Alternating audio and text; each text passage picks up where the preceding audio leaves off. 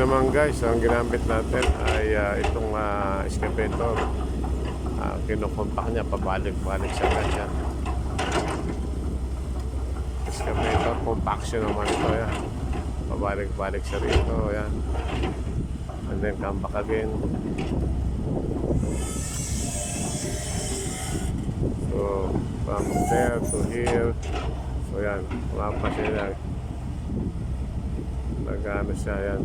Roller compactor via excavator. Yan. Go and come back, go and come back. Yan. Return, return, return. Yan guys. Papasin nyo yun. Nung roller. Nung trackpad. Na-excavate niya ng balik sa guys yan. So, nakatutulong din yan guys kasi siyempre yung weight niya mabigat. So, at least yan. And then, water compaction. And then yan. Minsan yung bucket na ginagamit natin guys. Yan. Basta kung ano yung makakano.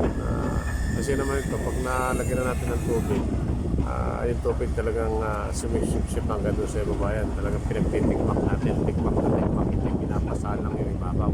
Tikmak talaga siya guys. So yun naman, pag water compaction naman talaga, yun ang mga requirements dito. Hindi na kailangan magkala ng compactor na yan okay na yun. Kasi yung requirements naman niya, kailangan yung natin nag-rebound, hindi naman na talagang fit-fit na fit-fit. So kasi pag walang rebound yung ating compaction, so maaari siyang, siyempre, bibigay siya. So magkakaroon siya. So kailangan mag-rebound siya. So okay na yun para meron siyang rebound. So pag duman siya, nasisik pa rin siya guys. Hindi, nasisik pa rin siya. Mabatakas. Kaya yan, okay na yan. Yan guys, dire-diretso lang ang ating excavator compaction. Ginagamit natin siya pabalik-balik para makapack siya. And then water compaction uli. And pagka ginagamit naman bucket pagka nag-delay siya, binabay ng bucket.